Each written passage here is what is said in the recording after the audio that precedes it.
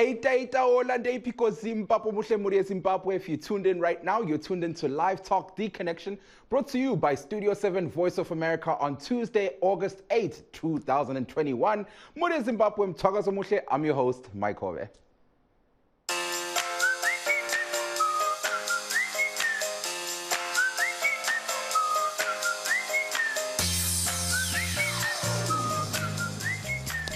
Once again, Muri Zimbabwe, if you're tuning in right now, welcome, wherever you are. If you're in Africa, good evening. If you're in America, good afternoon. Wherever you are in the world, welcome. You are tuned into Live Talk The Connection. We're coming to you live from our studios in Washington, D.C., Muri Zimbabwe. Tonight on The Connection, we speak to youth about the coronavirus pandemic, but we're also going to be focusing on the 2021 Washington Fellowship, the Mandela Washington Fellowship. We're going to be joined by members of the 2021 cohort and, of course, alumni.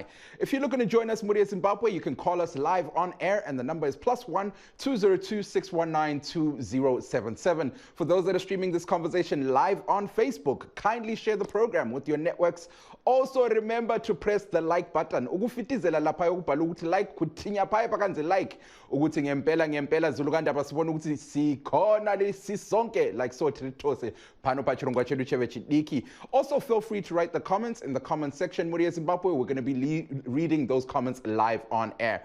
Without wasting time, let us delve into tonight's discussion. First up, an update on coronavirus. Now, according to the most recent information released by the Ministry of Health and Childcare, Zimbabwe currently has 110,855 confirmed COVID-19 cases, 79,420 recoveries, and 3,635 deaths. Last night alone, 5,286 PCR tests were conducted, 1,309 new cases were detected, 2,755 recoveries, and 52 deaths. Now, of those 52 deaths, 4 are in Bulawayo, Gontutuzetunga, 22 in Harare, 7 in Manicaland, 2 in Mashonaland Central, 4 in Mashonaland East, 3 in Mashonaland West, 5 in Midlands, 4 in Masvingo, and 1 in Matabeleland North.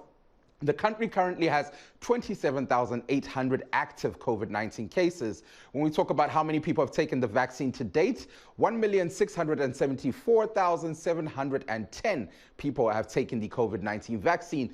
The amount of people fully vaccinated that's taken both the first and the second jab is currently sitting at 798,880. So those are the latest COVID-19 figures in Zimbabwe. But whilst on the discussion of coronavirus, the World Health Organization recently released a video which gives advice to people living in COVID-19 hotspots. Now, considering the fact that Zimbabwe currently has a lot of those, I figured let's highlight that. The next video we're about to play is for people in Hurungwe, Makonde, Kariba, Bindura, Shamva, Marondera, Koromonzi, Chiredzi, Mkhwananzi, Kwekwe, and of course, Harare. This video we're about to play is courtesy of the World Health Organization's Twitter page. For those looking to watch it, kindly visit their page. 3 factors can help you make safe choices when you're in an area of widespread COVID-19 transmission. Consider the location, the proximity to others, and the amount of time you spend there. Where does your activity take place? Open-air spaces are always safer than enclosed spaces, particularly if they're small or without fresh air. Proximity to other people is also important. It's safest when there are fewer people around and you can keep more than 1 meter apart. How long does your activity last? The shorter, the better. Think about each of these factors and avoid situations where the risk dial is high. Small or poorly ventilated places and crowds of people for long periods of time. Stay safe. Lower the risk to yourself and others. Well, Muri Zimbabwe, that was advice by the World Health Organization, which was targeting educating people on how best to conduct themselves when they live in an area that is regarded as a COVID-19 hotspot. Now, earlier on, Muri Zimbabwe, I mentioned that today we're also going to be focusing on the Mandela Washington Fellowship. That is the predominant discussion we're going to be having tonight on The Connection. Now, for those that do not know, the Mandela Washington Fellowship, this is a flagship program of the United States government under the Young African Leaders Initiative, YALI, as many would know it. This program targets educating and empowering young African leaders. Hundreds of Zimbabweans throughout the time since 2014 have been part of this program. Many of them have become very influential young people, finding themselves in reputable platforms such as the Forbes 30 Under 30 list, amongst them being Gilmore T and Terence Mate, who's going to be joining us tonight on The Connection. Before we head over to our first guest, who's going to be joining us live via Skype, let us hear from the U.S. Secretary of State, Antony Blinken, who officially opened the 2021 Mandela Washington Fellowship Summit today. Let's take a look.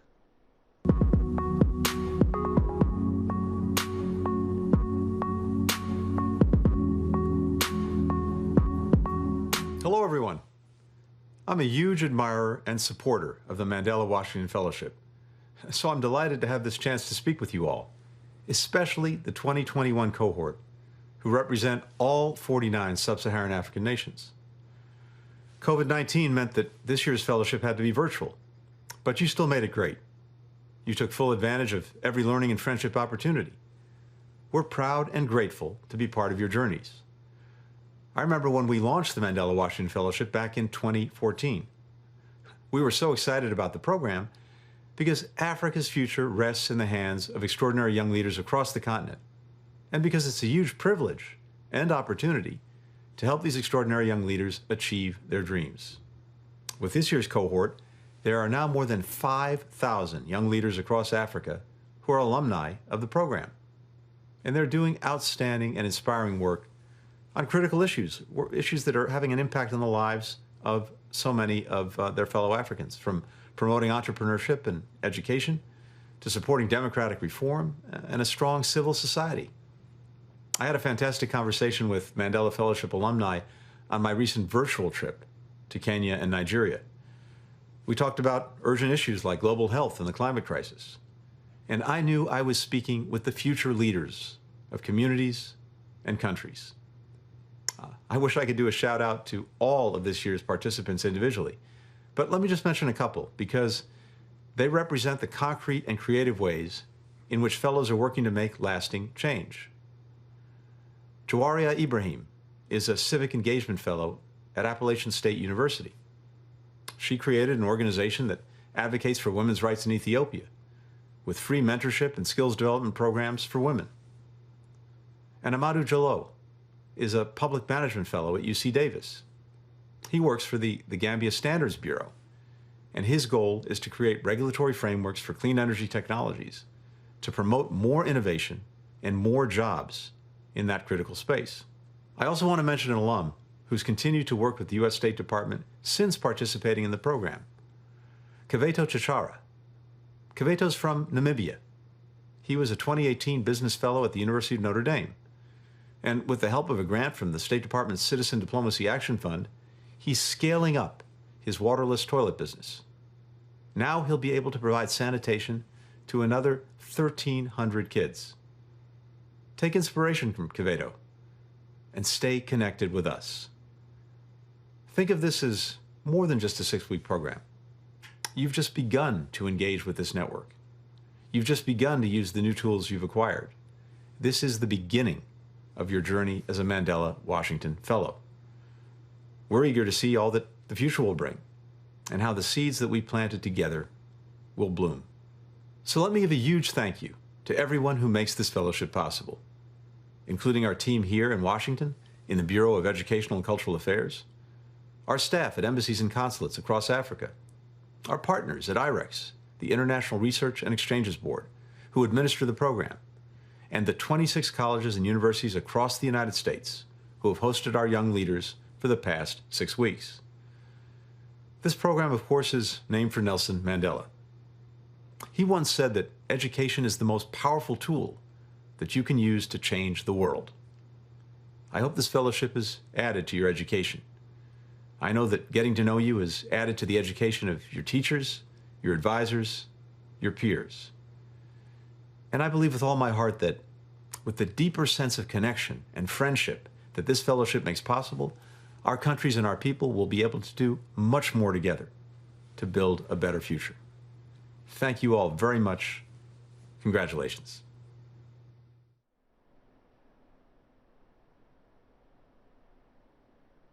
Well, Muria Zimbabwe, that was the U.S. Secretary of State, Antony Blinken, speaking on the Mandela Washington Fellowship. Ilolu daba esilalo kuhlelo lwethu lwabasakhulayo Muria Zimbabwe ndiyo nyayathukuzeya nasi mchirongwa chedu cheve chidiki mabva kunzwa kuna U.S. Secretary of State ava Antony Blinken vanga vachitsanangura maonero avo ivo senyanzvi munyaya dzezve matongero enyika uyezve saSecretary of State maonero avo nezvekukosha kwechirongwa cheMandela Washington Fellowship. So lisandokuzwa umnumzana uAntony Blinken echasisa okunengi esithi hayi yena ubona ngani kwele Africa it's fertile ground ikakhulukazi nxa sesikhangela abantu abasakhulayo besithi hayi abantu abasakhulayo kwele Africa yibo abalamandla okutshintsha okuguqula isimo hayi isimo semnotho kuphela but nxa sesikhangela indaba zokuhlonitshwa kwamalungelo oluntu uthi abantu abasakhulayo ikakhulukazi kwele Africa yibo abalamandla okutshintsha lokhu. So that was the US Secretary of State Antony Blinken. To hear more about the fellowship, we're joined by Lucky Aaron. He is part of the 2021 cohort. He's also the founder and producer at Bus Stop TV. Many of you know it. If you're a follower of Studio 7, I'm sure you know Bus Stop TV. This is one of Zimbabwe's biggest youth-led entertainment, educational, and satirical platforms. Lucky, welcome to the program, brother. How are you doing?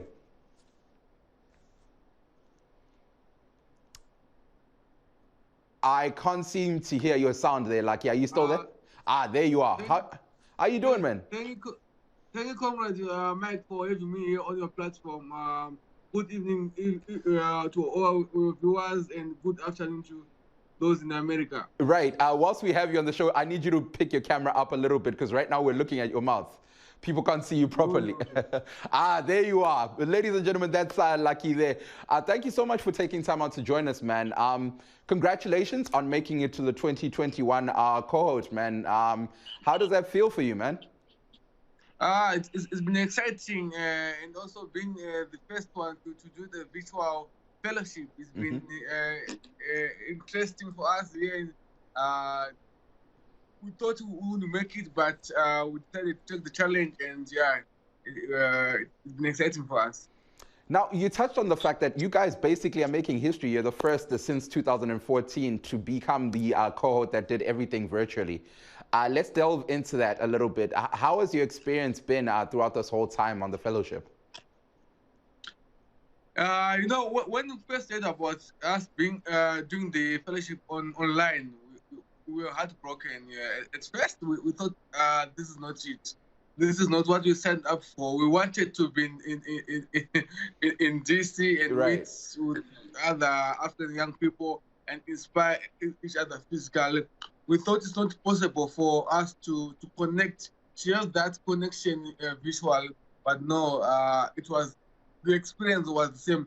We thought, last week when we were doing our last session with other fellows, we feel like, we're becoming family. We've been sharing our stories every day, sharing ideas. It felt like real thing. We didn't feel like we were doing it online. Each and every day, we would look forward to exchange ideas and learn from other young people across Africa. So yeah, it's the same thing for us, and actually more practical, because each time that after learning, would actually implement something that we've been learning during the week in our different spaces in our work. But after learning, we would go for a shoot and would implement some of the things that we've been learning throughout the day. So yeah, it's been a real thing. Yeah, it's more like your internship. Mm-hmm. So tell me a little more about that, Lucky, in terms of what you guys learned. You are already an established journalist and content producer within your own right, a respectable young person. So what exactly did the YALI program have to offer you that you feel it was necessary for you to be part of this journey? I think the concept of collaborating, meeting other people, meeting other people and sharing ideas also, it's very important for us to be able to develop our craft. Hearing stories from other countries is very important, and also creates room for collaboration for other for other projects, other ideas, and also able to reach new markets. So now, let's talk a little more about the whole virtual concept here, Lucky, because I'm really curious about that. As we've highlighted here on the program, you guys are the first cohort to do the entire program virtually. Everyone else has had the ability, not just coming to Washington, but people go to different parts of America. They get to interact in person. They get to learn about things that they encounter and go through here in America. When we talk about you guys being virtual, do you think you guys had the same experience? Were you able to interact easily? Were you able to learn easily? Visual got its own challenges that we need to recognize. Sometimes the internet is very bad, but good thing that every session was recorded. If you miss the last session, you can still watch the pre-recorded session. So the biggest takeaway about visual was that issue of after learning something, you actually go and implement in your organization. And so besides the internet challenges, the key thing of after learning, I would implement some of the things immediately after learning them. So for me, that was exciting. Now, the most important part of our entire discussion here, Lucky, throughout this whole time, the whole point of you guys being on this fellowship is for you to have a mandate, which is to go back to your communities and educate especially the youth, educate fellow young people about the fellowship, and of course, empower young people with the knowledge that you've attained. How do you plan on doing this? Is this going to be something easy for you? Yeah, I've already started doing that. I've already sharing some of my notes from the fellowship with my colleagues here at Bastop TV. Things like, for example, decision-making concepts I've already shared with them. They are already excited about those things. So it's very possible for us to use these things in our community, in our organization.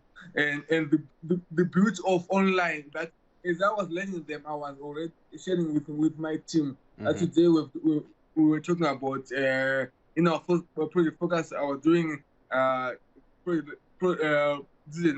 making, I was doing critical thinking, those kind of things. So we've already started sharing with my colleagues, and we hope to do more in communities and other fellows from other countries.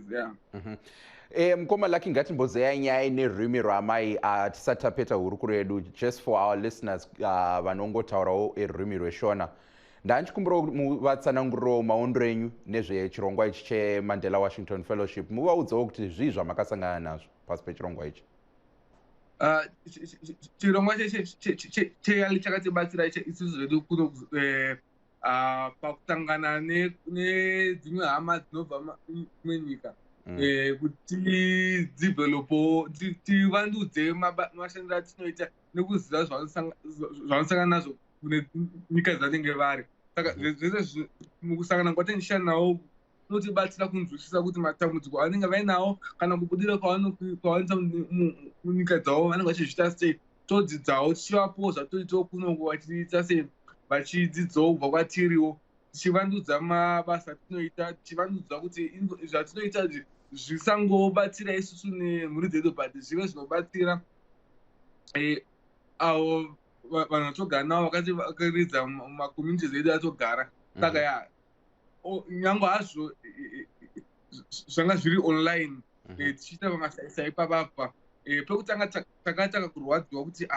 takuita zvinhu zveonline, taida kuendawo kuamerica, tokwirawo ndege, tomboita jetilegi kakawanda, but zvakazotibatsira kuti takaona kuti aiwa patenge titori kuno kuZimbabwe tichitoitira online, uchipedza kudzidza zvaunenge wadzidza kune mumwe unotaura nevamwe vako mubasa kana mucommunity, mubva matozviimplementa ipapo utoona kuti zviri kutoshanda, utopa feedback. Saka kuva online zvakarwadza kuti hatina kukwira hedu ndegewo, asi takafara kuti takatova tine experience itori yekuti uchipedza utodzidza ubva utoimplementa zvaunenge wadzidza. Tichipeta edu hurukuro yedu ndeapi mashoko amungada kukandira kune vechidiki kunyanya vari zvizvarwa zveZimbabwe vari kuda kuzivawo zvizere nezvechirongwa ichi?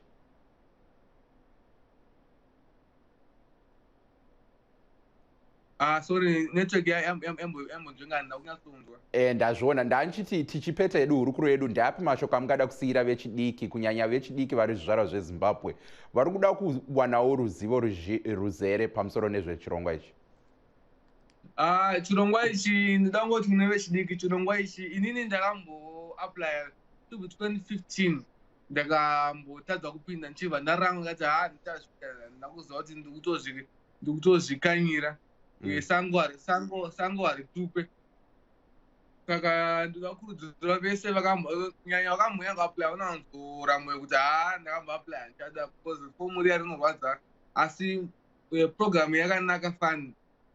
Kutaura kuti ndatova neshamwari kune dzimwe nyika dzandinokwanisa kuzana kana ndakafunga kuenda kuZambia ndinoiwa ndinotofuna shamwari ndoda kuitawo documentary rangu kuZambia ndibatsirewo fanira kundiitira ground work kana ndaenda kuSierra Leone ndione munhu atoriko ikoko wandinokwanisa kubata.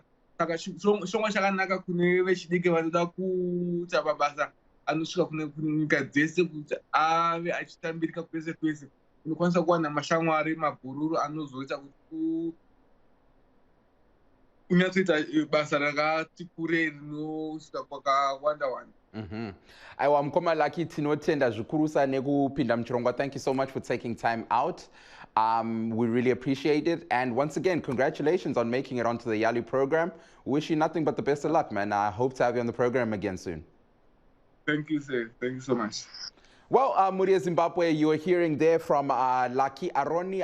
He is part of the 2021 Mandela Washington Fellowship cohort. Now, you are hearing there once again Zuluganda Balongu, Lucky Aron, Osakulayo, Oisalane Zimbabwe, Obe ingxenye yohlelo lolu Mandela Washington Fellowship kulumnyaka. Yena uyintatheli izindaba bengimbuza ngempela uLucky ngisithi hayi Lucky bengicela ukuchasisele uZulu ukuthi yena kungani wabona ukuqhakathekile ukuthi abe ingxenye yalolu hlelo ngenxa yokuthi yena uLucky before he was even part of uhlelo lolu Mandela Washington Fellowship ube ngumuntu okwaziwayo ngempela obehlonitshwa njengosakhulayo oyintatheli izindaba esebenzela inkampani yakhe iBus Stop TV kodwa yena uthi hayi ubona ngani bekuqhakathekile ukuthi abe ingxenye yalolu hlelo ngenxa yokuthi uhlelo lolu lukhanya ngani lupha abasakhulayo ithuba lokudlelana labasakhulayo abadabuka kwamanye amazwe ikakhulukazi abangamakhokheli abadabuka emazweni atshiyeneyo kwele Africa. So lemzwile ngempela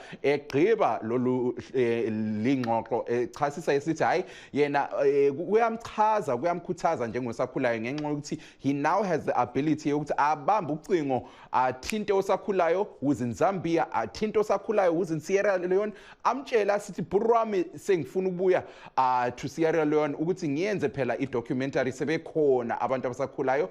He now has a network. So now that Muria Zimbabwe, that was Lucky Aaron. But thank you so much to Lucky for joining us. Now Muria Zimbabwe, yesterday I managed to catch up with the YALI alumni who's also part of the presidential precinct where Lucky is based.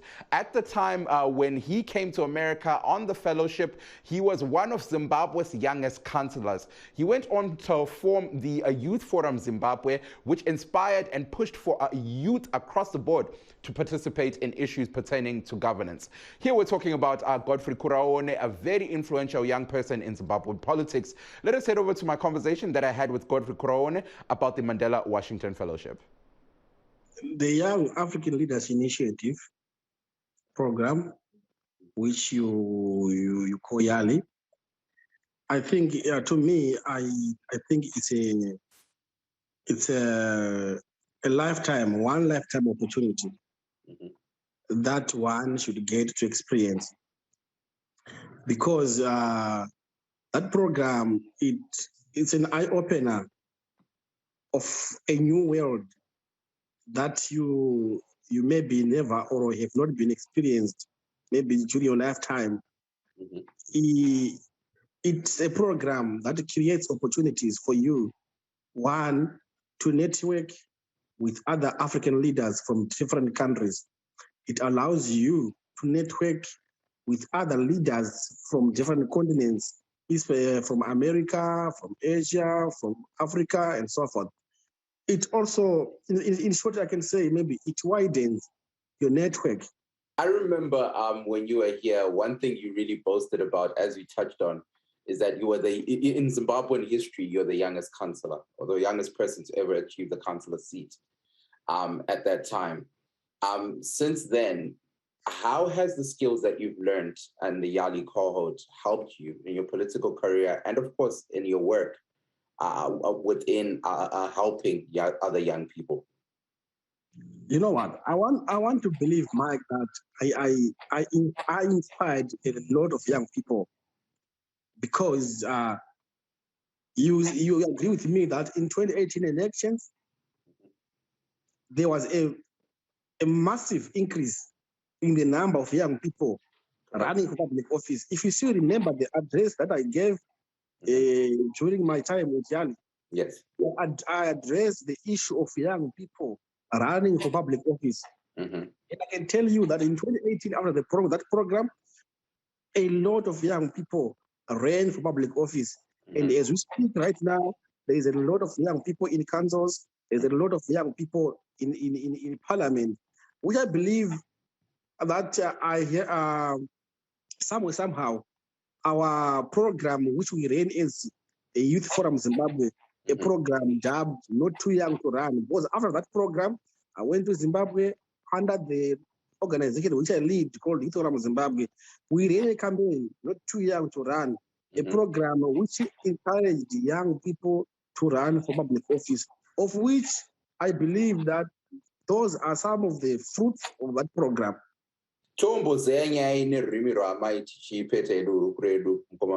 Godfrey. Ndandikumbira kuti muudzewo vateereri zvizere nezvamakasangana nazvo pamamuri kuno kuamerica, uyezve motsanangurira kuti zvakakubatsirai sei munhoroondo yenyu semurwiri wekodzero dzevanhu, uyezve semunhu watingati politician ari munhu wechidiki. Program yeYALI vanoiti Young African Leaders Initiative, ndakaona yakatibatsira zvizhinji, kana kuti inobatsira vanhasi zvizhinji, kuti inopa vechidiki mukana wokusangana nevamwe vechidiki kune dzimwe nyika muchigoverana mazano. Inopa mukana wokusangana nevechidiki kune dzimwe nyika muchiumba ushamwari, wokuti mangwana paunoda kuita ingava programu yako, pausinganzwisisi paya, wakaumba madzishamwari kudhara, unomabata wamabvunza kuti pakati kunyika yenyu munoita sei, pakati kunyika yenyu munoita sei. So iprogramu inobatanidza mazano akasiyana-siyana muAfrica mose, yomaisa pamwe chete, yomasanganisa, yokupa mukana wokuti chisarudza pane ose awa, chisarudza aunoda. So ndingati iprogramu inobatsira kuumba mazano, iprogramu inobatsira even kuumba munhu in terms of utungamiriri hwako iwewe, kuti umbori mutungamiriri wakaita sei, unoda mutungamiriri wakaita sei. Program hiyo inokubatsira kuti izvo. Well, Muri Zimbabwe, Zuluganda Mthokozo Mushe, you are hearing there from Godfrey Kuraone, 2017 Mandela Washington Fellowship alumni, YALI alumni, speaking on the importance of Uhlelo Mandela Washington Fellowship. Now, earlier on, Muri Zimbabwe, I mentioned Terence Mate. He is part of the 30 under 30 Forbes list in 2019. He's also part of the 2021 Mandela Washington Fellowship. He's joining us live via Skype to tell us more. Terence Mate, welcome to the program, bro. How you doing? I'm fine, Mike. How are you? I'm doing good, man. You look good. It's been a minute since we've had you on the show, man. Yeah, it's been a minute. Yeah. Let's delve into it, man. Congratulations on making it onto YALI. You were seeing your name on the list was very intriguing for me, and I'll explain why. Generally, a lot of people that come onto this program that I've interacted with, at the very least, are people who don't have a background of, I guess for a lack of a better word, I'll say being part of reputable programs. You are already on a reputable list, the Forbes 30 under 30. So I was really curious to see what exactly about the YALI program sparked interest in a person like yourself who already was established, already was respected as a young entrepreneur. So tell us a little more about that. Please explain that part specifically for me. You can never stop learning. And to me, that was the most important thing.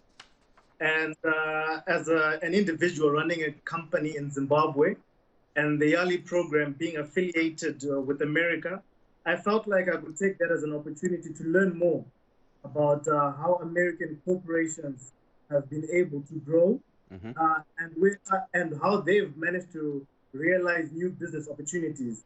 So even though I may be established in my industry, I did see it as an opportunity to learn. So let's continue the conversation on what exactly you learned. Please tell us a little more about that.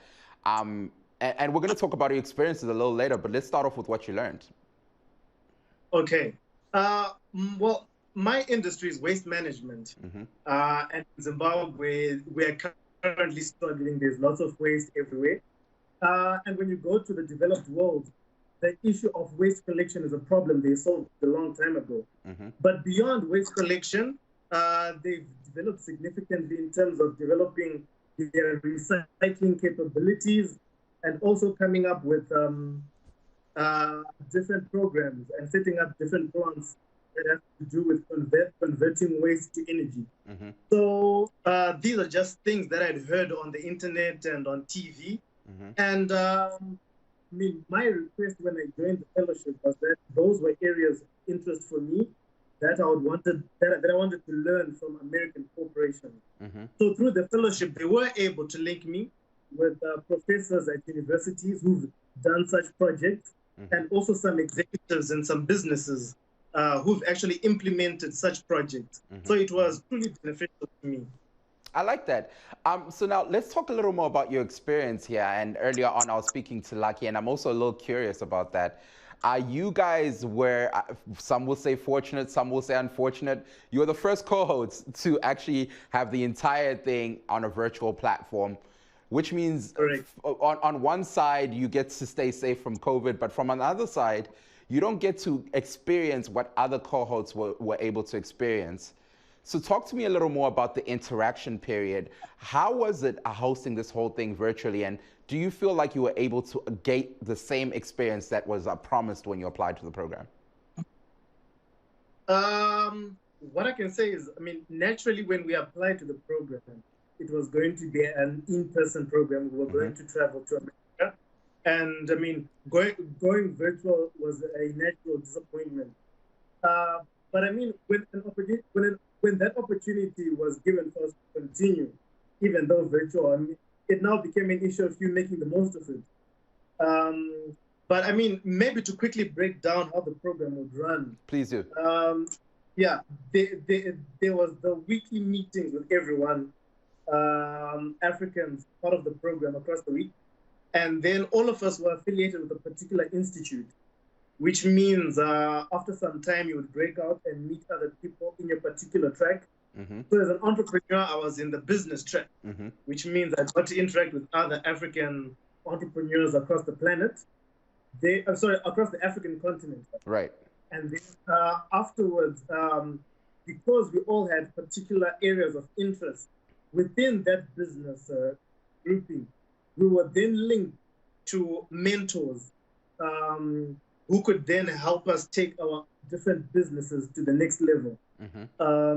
Now, where the benefit and making the most of it then worked was, if I was in America, it means everything was going to be theoretical.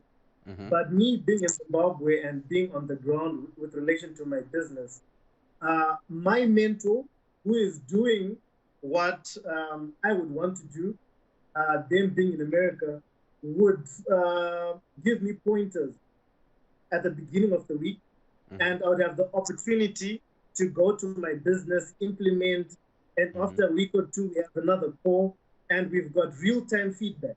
Okay. So in as much as I was not there in person, I mean, it did create an opportunity to make the most of the situation and implement things as we go.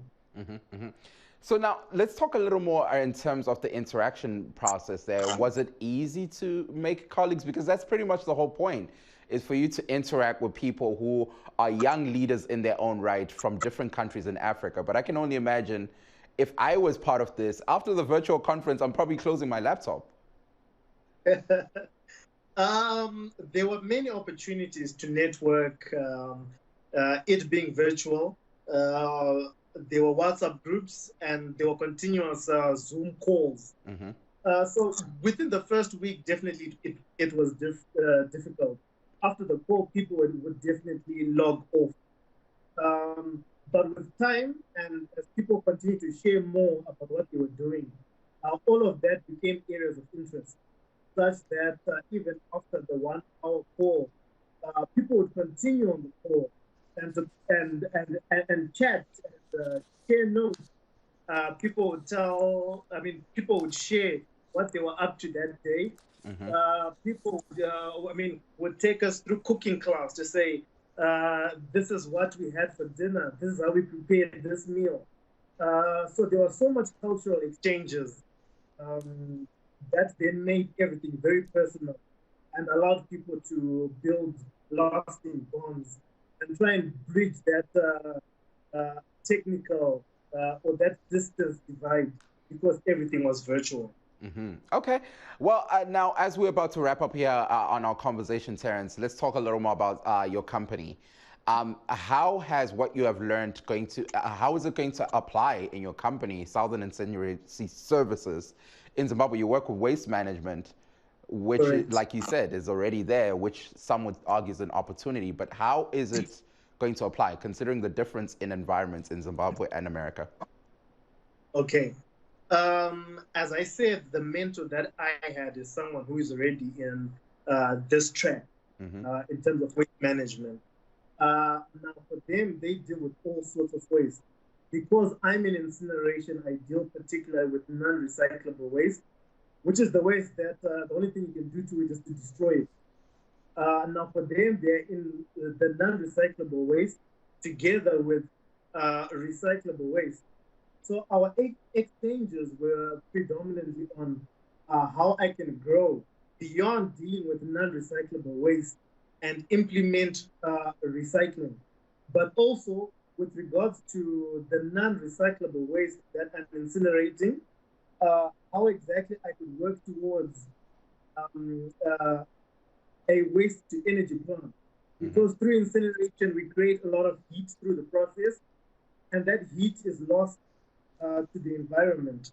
And through practical illustrations, him taking me through a virtual tour of their different plants, him connecting me with different manufacturers and equipment suppliers across the world, it brings that practical element to it.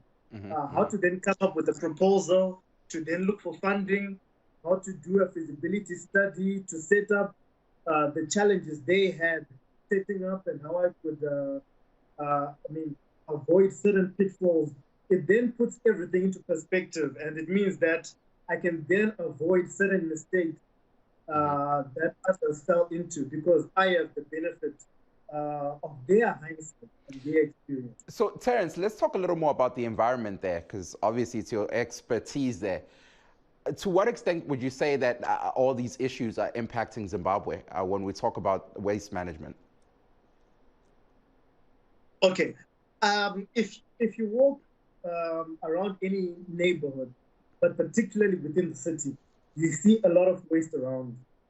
Now, besides the health issues that come about with waste not being collected, it's natural.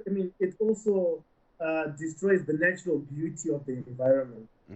So it then brings everything into context to say, it then shows the importance of an effective and efficient system of waste collection and waste management.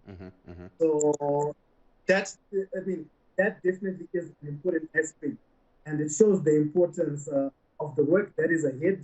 And that, this is definitely something I have to run with because the problem is there and the working solution is definitely required. Well, Terence, we really appreciate your input. We really appreciate having you on the program, man. Unfortunately, our time is up here. But once again, congratulations. And I look forward to having you again on the show soon as we catch up and follow through on this journey that you started with YALI. Thank you for hosting me. Well, Muria Zimbabwe, you're hearing there from Terence Mate. He is the founder of a waste management company based in Zimbabwe. He is part of the 2021 YALI cohort. And of course, Muria Zimbabwe, as I mentioned earlier on, he was part of the 2019 Forbes 30 Under 30 list. So thank you there to Terence for joining us. And now, before we head over to my next guest, who's joining us live via telephone, Vusumuzi Mkhwananzi is the founder of Mairana. I want to head over to another clip that we have courtesy of the presidential precinct. Now, the next clip you're about to watch is young people, young Africans across the board explaining more about the importance of the YALI program. Let's take a look. The Mandela Washington Fellowship is a life-changing opportunity because it has given me what I look for everywhere I go, is education, access to knowledge. Because I know and I feel by having access to knowledge, by knowing you can impact, by knowing you can make decisions for yourself. My experience at the presidential precinct tells me that there are issues out there and we have got an obligation to be involved and find solutions to the problems of our country. Since we left the fellowship and came back to our countries back at home, there are very few days that go by without us connecting with each other. On a weekly basis, we're still connected. We share our challenges. We ask for advice amongst our group. I think a bond like that is something that is irreplaceable. And the precinct has allowed us that platform and opportunity. It's all to the good of these countries, and it's also really important that the U.S. play a role in helping inspire young leaders. We've got a lot to offer. We've got a lot to learn. But if we can play a role in inspiring young leaders, it will have benefits that will last for decades. The experience I got with Mandela Washington Fellow and with Presidential Precinct specifically has given me an opportunity to really become someone, become a leader who people get to listen to. Currently right now, because of that forum, I have a lot of contacts that I can access in different countries. I know that if I go to Nigeria, I have a fellow who I was with at the precinct who can assist me with certain things. If I want to go access Zambia, I have a fellow, Cameroon, you name it. This is really the birthplace of modern democracy. I mean, of course, our democratic institutions had antecedents in Greece. And what happened here was a commitment to building institutions that were stronger than individuals. Now, you still need strong individuals to be leaders, but the strongest thing you can do as a leader is not make it about your individual self. You try to strengthen the institutions that can then last. I will go back home. I will share about what I've learned. And I want other Africans to also have this opportunity. There are 24 other fellows from different African countries who are doing exceptional work. Makes me realize I can do more. I can do more. There's really much more to be done. Will you take hope back to your countries in Africa? Will you take some joy back on making change? Will you be the promise of tomorrow? Will you move the ark of God? Well, Muria Zimbabwe, that was a video there courtesy of the presidential precinct. Bechasisa ngempela intsha abantu abasakhulayo abavela kwamanye amazwe hatshi kwele Zimbabwe kuphela sibona umnumzana uZika Mayibere osakhulayo odabuka kwele Zimbabwe kodwa bekulabanye abavela kwele Nigeria lakwamanye amazwe bechasisa umbono wabo mayelana ngokuqhakatheka kwalolu hlelo. And now joining us live via telephone from Zimbabwe is Vusumuzi Mkhwananzi. Earlier on, you heard from Terence Mate and Aaron, Lucky Aroni. Both of them are part of the 2021 Mandela Washington Fellowship. But it's important that we bring people who are past part of past cohorts. He is a YALI alumni, Wabuyala in 2019. We're catching up with him to see how the YALI program has helped him. Vusumuzi Mkhwananzi is the founder of Mairana. Mkhwananzi, welcome to the program. Bafo, how are you doing? I'm fine. Thank you for having me. So it's been a good almost 3 years now since you've been on the YALI program. And throughout that time, I've seen your business grow and grow and grow. I was actually giggling by myself the other day thinking, even under COVID, every time I refresh my program on Facebook, I see Vusumuzi Mkhwananzi's opened a new office somewhere in Zimbabwe. Tell us a little more about that. How has the YALI program helped Mairana and you as an entrepreneur? No, thank you so much. I mean, obviously, we are very grateful. We always get a chance to share our story. The YALI program has just been an inspiration. I mean, we've been getting a lot of fruit from that. We knew that one trip can really be not only now, it didn't only transform my life, but now I think it's transformed the life of a lot of people in the community, in the business. It's been a fantastic journey. Now, let's talk a little more about how you have learned, you've been able to implement some of these things. Ukuthuthukisa inkampani yakho yeMairana. How have you been able to use the lessons that you got on the YALI program to uplift youth around you and, of course, empower Mairana as an institution, as a company? Okay, so thank you for that question. I think one of the key things that I learned is that business is not only about profit. And the other thing that I've learned is really focusing on using entrepreneurship to solve real problems faced by our communities. And then the other thing is to really acknowledge, look, there are a lot of things that are very difficult at the moment in the country. Things are very hard. But at the same time, you need to use whatever resource that you have in your hands to make that difference. You can't, as a leader, only complain. You need to come with a role that you need to play. For me, that has been one thing that I learned from the program. That if somebody else can do it, I can do it. If I feel I can do it, then I can also do it. Ngiyamthanda vele lo mbono. Asithinteni udaba lolu ngolwimi lukamama ngamafishane so that our Ndebele audience also understand ukuthi uVusumuzi Mkhwananzi, how has he been able to learn. Asiqaleni ngokuqhakatheka kwalolu hlelo. Bengicela usichasisele uZulu umbono wakho ngokuqhakatheka kwalolu hlelo lwe-Mandela Washington Fellowship. Ngiyabonga kakhulu. Uhlelo lungilethile kakhulu mina. Ubona ukuthi hayi nxa usenza ibhizinisi awuyenzeli ibhizinisi wena. Kunika umzekeliso. Nxa ngiyenza ama-calculations ngingakaqalisa uhlelo lolu. Kwakulula ukuthi ngikhangele ukuthi angizenza ibhizinisi koBulawayo, eHarare, eJoburg, emadolobheni amakhulu. Kodwa ngifundile ukuthi no, kwesinye isikhathi kumele ukhangele nje ngikhangela wena lawa maviki beseGwanda. Ngiyawutshela ukuthi ukuyamukela esikwenzileyo khona ngale ngabantu kuyedlula esikubonayo kwesinye isikhathi kwamanye ama-town amakhulu. So iprogram le ingifundisa ukuthi nxa usenza ibhizimusi, yenza ibhizimusi encedisa abantu, ungakhangeli kuphela i-profit kuphela, but khangela i-impact layo okwanisa ukuthi uyenze empilweni zabantu, lempilweni zabanye abayenza ibhizimusi njengawe. Ngathi yinto enkulu engayifundayo. Sibona indlela abanye ababesenza ngayo amabhizinisi abavela kwamanye amazwe. Singakhangela, mina ngathi ngifika ku-program le sasilama-branch amabili eZimbabwe kuphela. Bangathethi ama-branch efika 13. Kumaviki amabili alandelayo sikhangele ukuthi siselusaka. So hayi siyabongela khonapha elusaka ngincediswe ngamanye amaselo engangihlangane lawo. Labanye amaselo engangihlangane labo kuyena le viki engikhuluma ngayo, ukhona umnyaka ku-2018 othiwa nguGift. Ikampani yabo isifakile imali kuMairana ukuthi sincedisane ukuthi sikwanise ukuthuthukisa. Labanye oMonica ababuyile sebesijoyinile ngamanye amaselo lawo engangihlangane labo khona ngale sibonisana.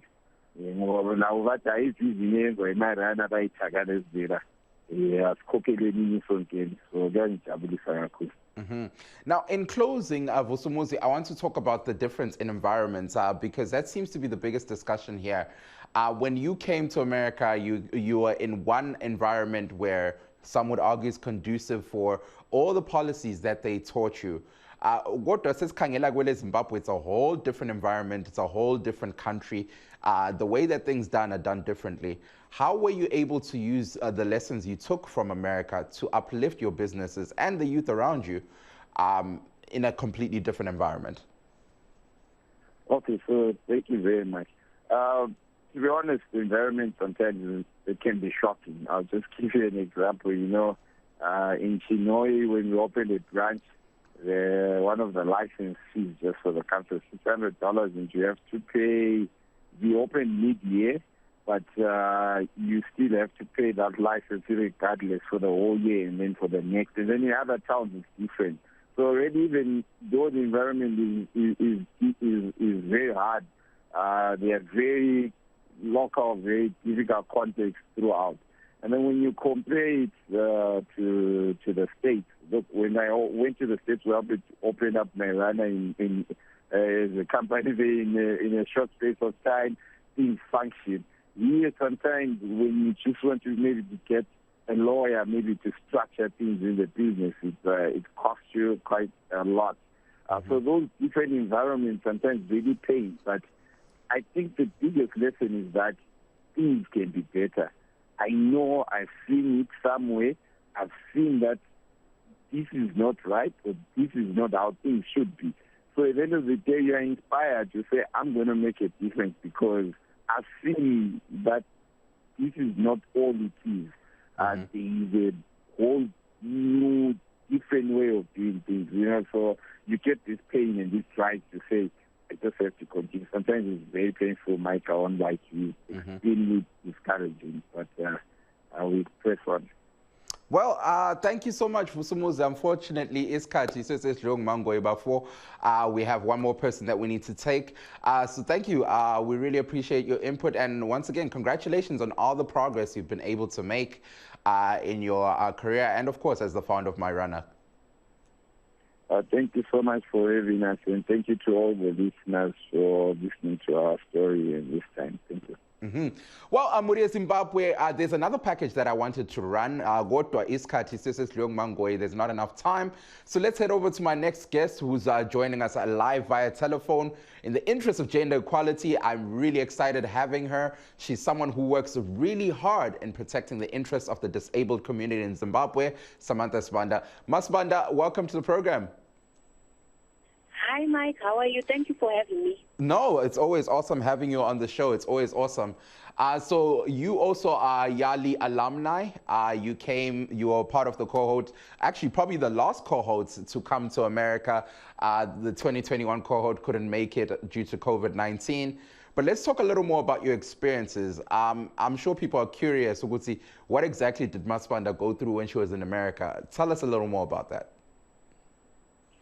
Yeah, so for me, it was really a life-changing experience because I saw a lot of people. I met a lot of people in our cohort, as well as American people who are doing work in the field of disability. I remember meeting senators, meeting governors.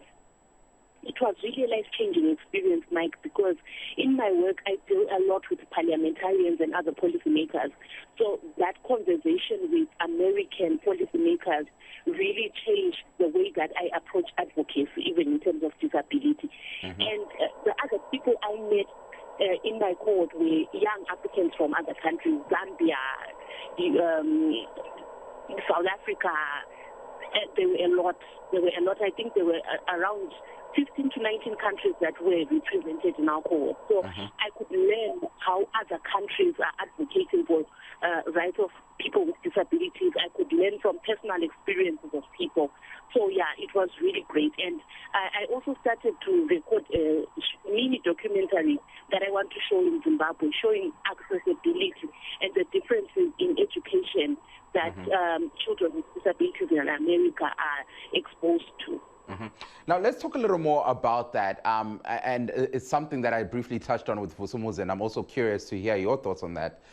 One thing you highlighted in our radio interview that we had earlier on, Namhlanje, was that here in America, the way that people approach the disabled community is completely different to the way that people approach the disabled community in Zimbabwe.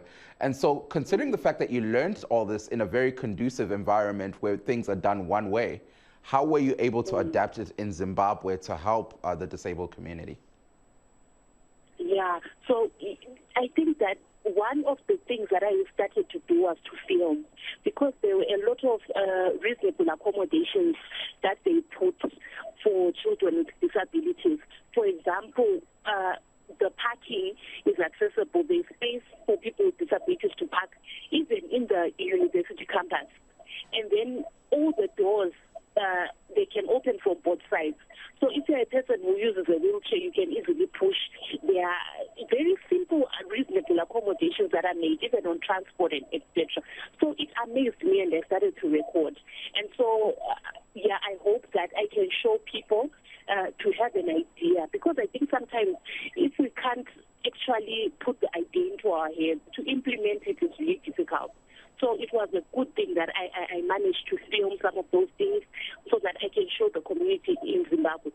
There were some things that were really tough. I remember getting into this other library. I just cried. So it was too much for me. As much as you would want some knowledge that you can take back home, but there are some things that you can just see that I might fail in doing something like this. Even to record or doing this, it was really quite difficult for me. There were some things that I felt this wouldn't be achievable right now, even though I wished, So now, isikhathi sesidlule nguMangoyi Sibanda, so let's quickly wrap up here. But in closing, we have all these young people who have graduated from the 2021 class, and they're expected to use all this knowledge that they've attained to uplift their businesses and uplift their communities. What words of advice would you have for them, seeing as though you've been part of this journey and you've continuously walked it? The Mandela Washington Fellowship, I would say to the new fellows, it's a lifelong relationship that you have built. You have built with other young leaders. You have built with some of the American people that you have met during the fellowship. They were so kind to us. And we are looking forward to many more opportunities to network and to do work together. So I want to tell people that they should take the relationships that they made seriously. Don't just take business cards for the sake of taking them. Don't just take numbers for the sake of taking them. I know that those numbers are going to be useful to everyone. So make sure that you follow up on the networks that you have built. They are really, really lifelong, and I've seen it working for many people, including myself. Well, Sibanda, siyabonga kakhulu isikhathi sesidlule nguMangoyi. Bengicela ukuthi uphosele amazwi akho okugcina ngolwimi lwesiNdebele. Okay, ngiyabonga kakhulu ngethuba engiliphiweyo. Into engayinanzelelayo ukuthi kwesinye isikhathi njengomuntu omusha, uyabungela ama-resources, uyabungela mali, uyabungela sikolo. So kusuka kube nzima ukuthi ufeze amaphupho akho. Kodwa ngifuna ukukhuthaza abanye bami ukuthi asibambeleleni emaphusheni ethu. Our dreams are so valid. Ngiyakhumbula something that is really usually said, ukuthi black child, your dreams are valid. They are indeed valid. And the moment all the an opportunity, seriously, I also regretted the way that over the Pukang. So I want to say, let's keep on dreaming, let's keep on making the best step in project here. Well, Sibanda, thank you so much for taking time out. We really appreciate you. Unfortunately, time is up. So siyabonga kakhulu. Thank you so much for taking time out to be with us. Thank you so much, Mike, for having me. Well, Zimbabwe Muhle, that was Samantha Sibanda. She's the founder of Signs of Hope in Zimbabwe. And of course, she is a 2019 Mandela Washington Fellowship YALI alumni. We had YALI alumni and people part of the 2021 cohort. Let's meet same time, same place. I go by the name of Mike Hove. For those looking to chat with me, at Big Mike 3, BIGMYKE3 on Twitter and Instagram. Mike Hove.